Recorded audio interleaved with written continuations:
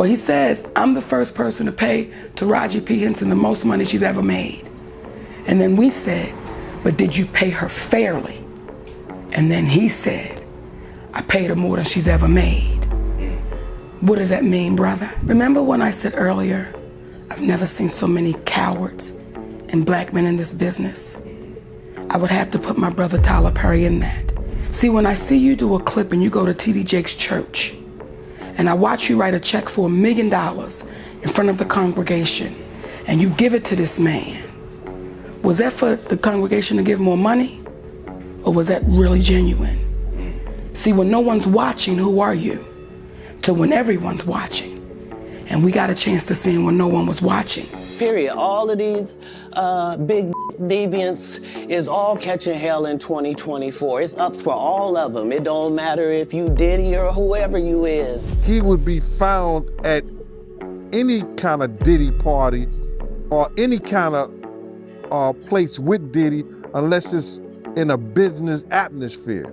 So I'm looking at him as a saint going to a party that ain't nothing but sin. Drinking, maybe fornication, man on man, woman on woman, he on she. But maybe he'd have to lay some hands on somebody. All right, guys, it's time to buckle up because Monique is dropping some bombshells. And people, it's getting real. You thought Hollywood was all glitz and glamour?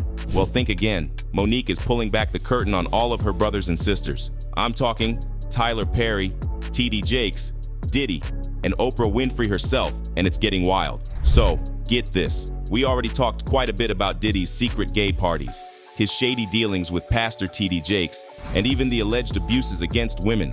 But Monique is getting into a whole new chapter, digging into how Tyler Perry and T.D. Jakes might actually be worse than Diddy himself. We're gonna get into how she was blackballed by Tyler Perry and Oprah, how Perry has forced and sacrificed young black men in Hollywood, and to put a cherry on top, the $1 million quote-unquote donation. Tyler Perry gave T.D. Jakes that one time to keep things hush-hush. This gonna be a heavy one, so you better sit back and strap on your seatbelt.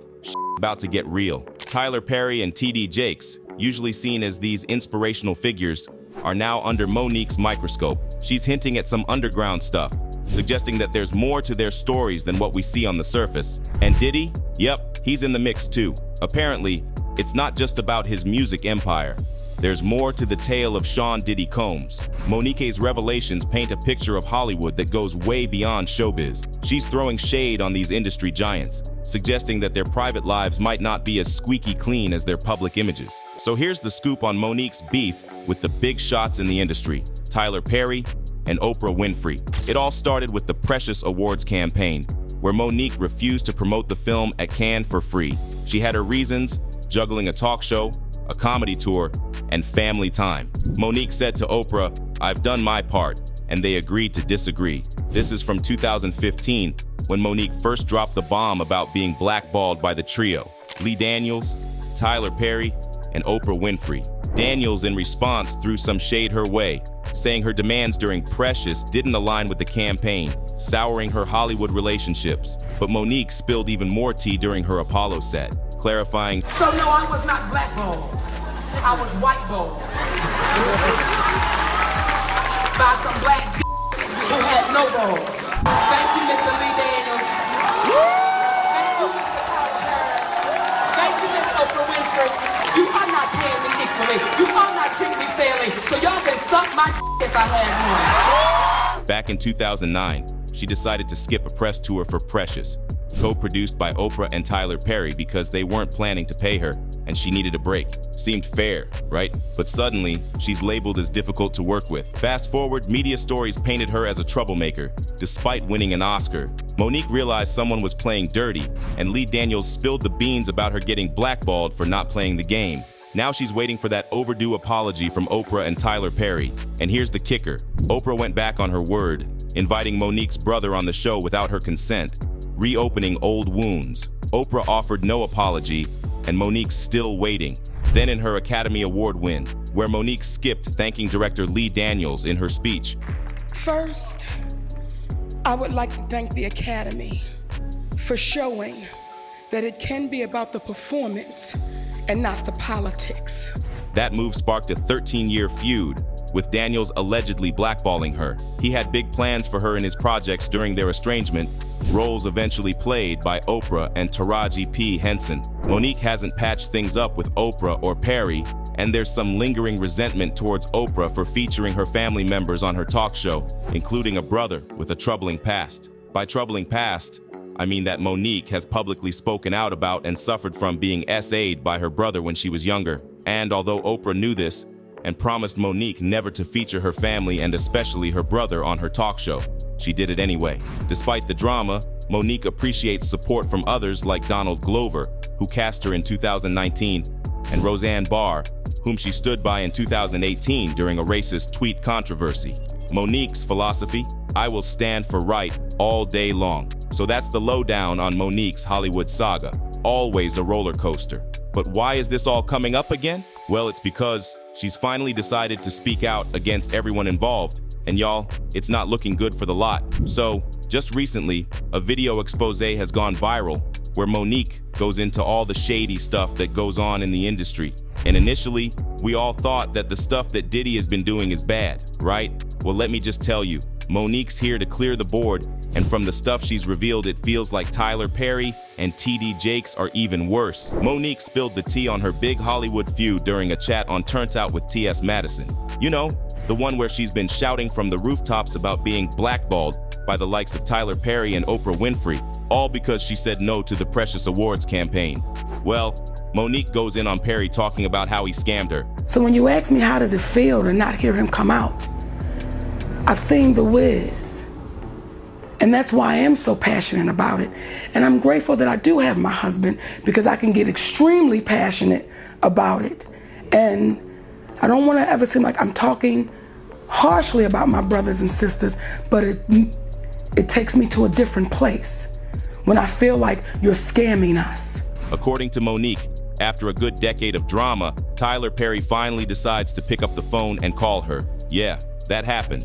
They were apparently trying to bury the hatchet. Monique spills the deets, saying Perry admitted he messed up and even promised to publicly apologize for the whole mess. And guess what? Monique recorded that convo, and T.S. Madison claims she's heard it all. Monique dove deeper into the saga, revealing that she played the recorded audio for heavyweights like Kevin Hart and the Rev. Al Sharpton. According to her, Sharpton even nudged Tyler Perry to reach out to Monique once again. But here's the twist. Perry was initially not too keen on the idea. Eventually, though, he apparently told one of Monique's friends that he'd talk to her under two conditions. First, her husband manager had to sit this one out, and secondly, she had to serve up an apology to both him and Oprah for the whole blackball ordeal. Monique drops this bombshell and adds, Now that was recent. So as I sit here with you and you say, wait a minute, I heard that man say he was wrong. Yes, I did hear it. And was going to apologize. Well, that's turned into, now I'll meet with you, not with your husband, and now you have to apologize to me. How does that happen? Monique stared straight into the camera, ready to drop some truth bombs about Hollywood's track record with black women who dare to speak up. She laid it out plain and simple, breaking down the sad history of how black women who stand up for themselves often get ignored until it's too late. Oftentimes when it comes to a black woman speaking up and speaking out, it goes unheard until she dies. Then once she dies, then we go back and say, well, she was right and let's make a movie about it. Monique rattled off names, real talk, to drive her point home. See, I can give you their names, Eartha Kitt. I can give you their names, Hazel Scott. I can give you their names, Fannie Lou Hamer. I can give you their names, Hattie McDaniel. All of those women took a stand. And all of those women left here heartbroken, unhealthy, looking at a community saying, y'all know I'm right, but why won't anybody say anything?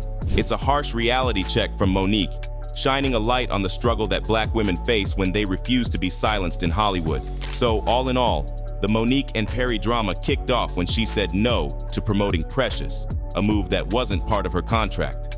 Despite bagging the Best Supporting Actress award at the 2009 Oscars for her role, Monique wasn't about to sacrifice family time for the whirlwind of festivals and press junkets. Plus, she pointed out, it wasn't in her contract to do all that hoopla in the first place. Here's the backstory in detail.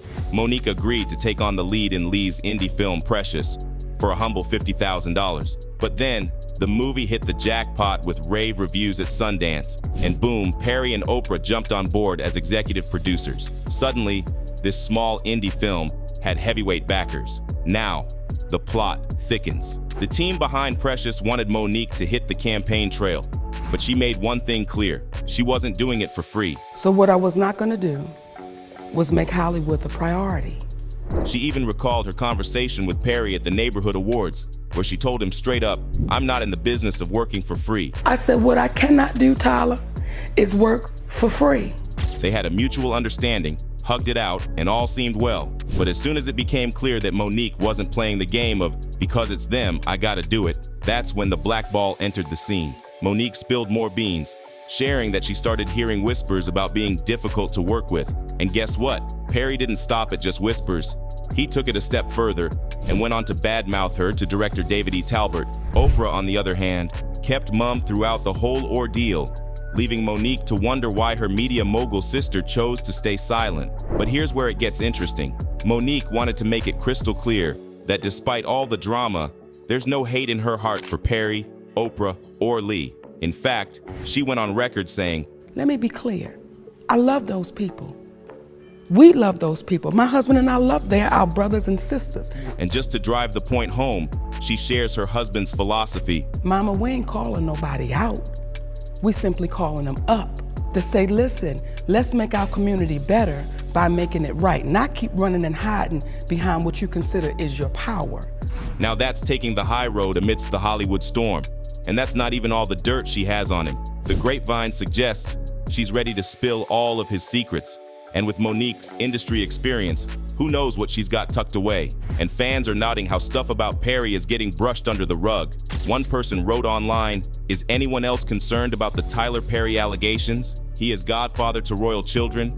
Feel like this is something to talk about? Seems it's being suppressed, disappeared from view? Another added, if you all think that Oprah Winfrey and Tyler Perry are not a part of this satanic cabal, you're hive-minded fools. Monique Taraji, part of same cabal, aren't lying. Research. Oprah/Tyler equals sold-out shills for the cabal. Sick of normies thinking they are magical Nope. Now, Tyler Perry is no stranger to the limelight. He made waves in Atlanta's theater scene and struck gold with his media series. But, let's keep it real. His journey to the top wasn't a walk in the park. Rumor has it, his ego might have gotten a bit too big, causing clashes even with heavyweights like Oprah. In Hollywood, playing some questionable cards is practically a rite of passage, right? Tyler Perry seems to know the drill. After smashing it at the box office, he ventured into TV with the hit sitcom House of Pain. But when it came to sealing the deal for a sweet syndication and a spin-off named Meet the Browns, things got messy. Deadline spilled the tea. Perry showed 4 writers the door when they asked for union contracts, stirring up major drama in the industry. And just like that, Tyler went on the hunt for new writers, boldly claiming these folks were replaceable. The Writers Guild of America took a stand against him, accusing him of refusing to negotiate, but the plot thickens. Perry accused the writers of starting a smear campaign, even comparing himself to Martin Luther King Jr. Can you believe it? Eventually, Perry waved the white flag, settling with the union, agreeing to pay residuals, and putting his name alongside major networks. Oh, and he threw a shout out to Martin Luther King Jr. while doing it. Now, that's some serious shit, right? Well, there's more. When negotiating a syndication deal, actor Brandon Jay revealed an unsettling incident during the filming of Perry's TV series. Jay auditioned for the role of Jeffrey, a bullied high school character, only to find Perry making a last-minute decision to turn the character gay.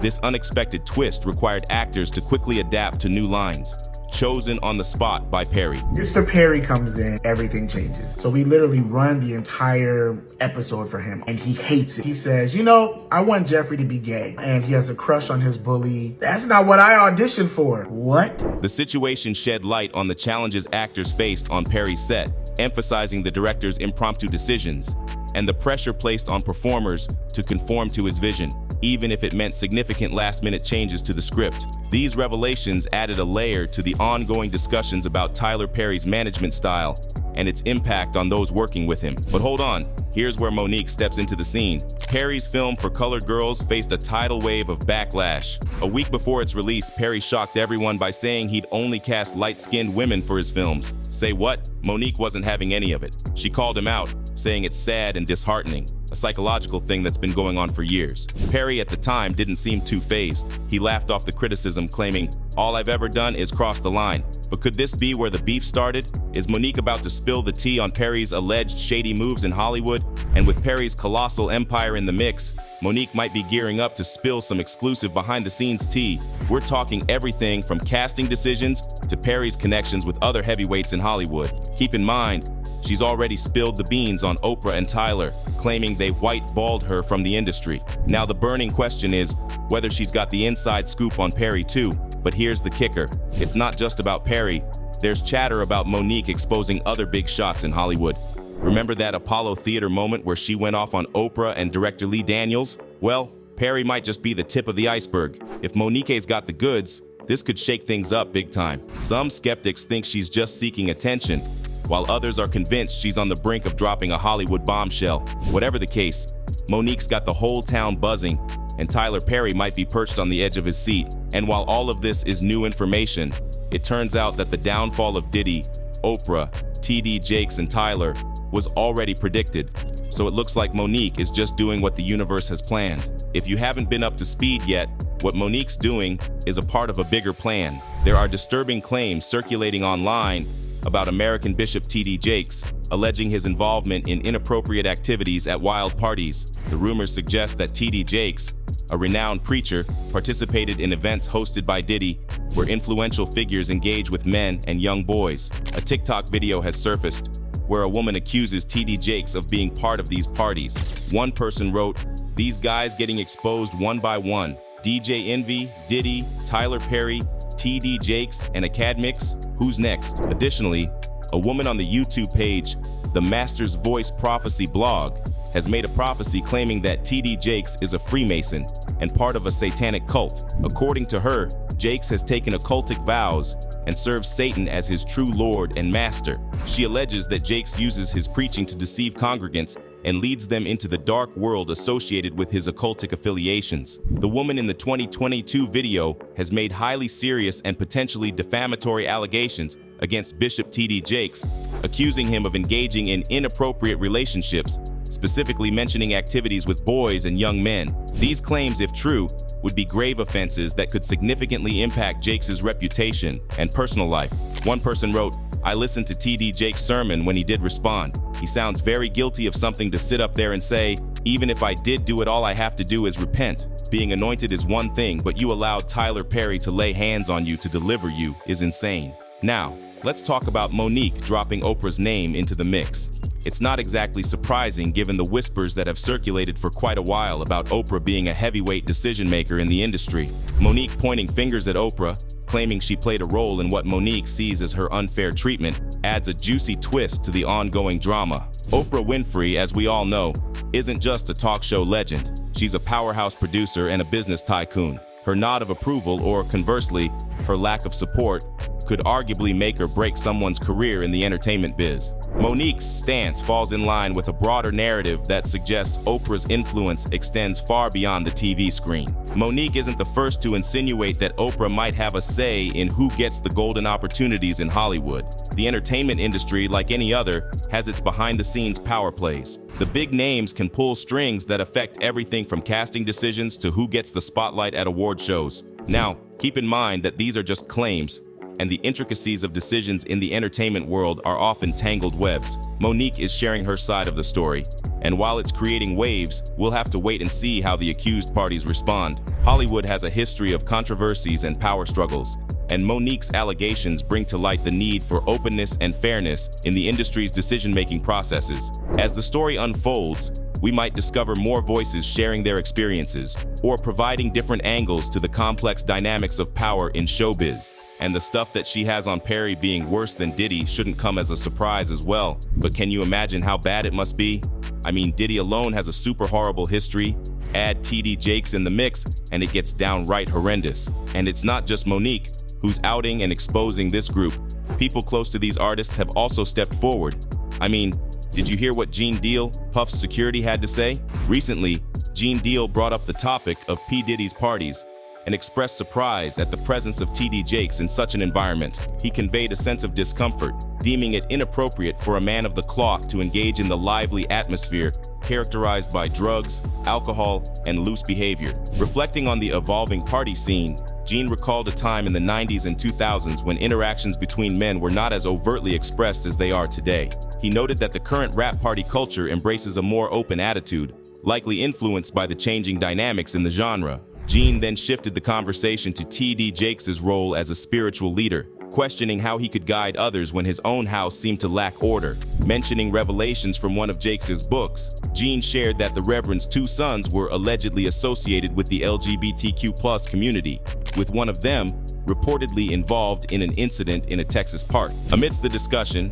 Gene humorously touched upon the romantic relationship between Cassie and Diddy, referring to Cassie's admission that she wasn't physically attracted to Diddy. Despite a significant age difference, Gene pondered the rationale behind being with someone who didn't evoke genuine physical interest. One reason why Puff was still with her, despite knowing that she doesn't like him and isn't attracted to him, could be the fact that he wanted to hide it from the world that he's into men, and so he liked keeping her around. Ending it, Gene spills the beans about relationships where folks get used for their money. He's all about keeping it real and warns about the messiness that can come with that kind of situation. Just Gene Deal talking his mind, you know?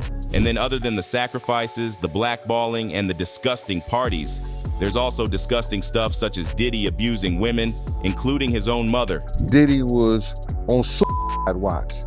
You know, Kirk Burroughs was like, yo, man,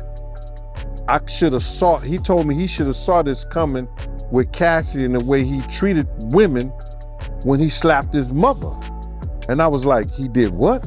I was stuck on stupid for a minute, but he was like, yeah, I thought that he would grow out of it, or it was just because all the shit he was going through when he slapped his own mother. I said, Kirk, let me tell you something. I said, Kirk, don't you remember when I told you when he cussed his mother out?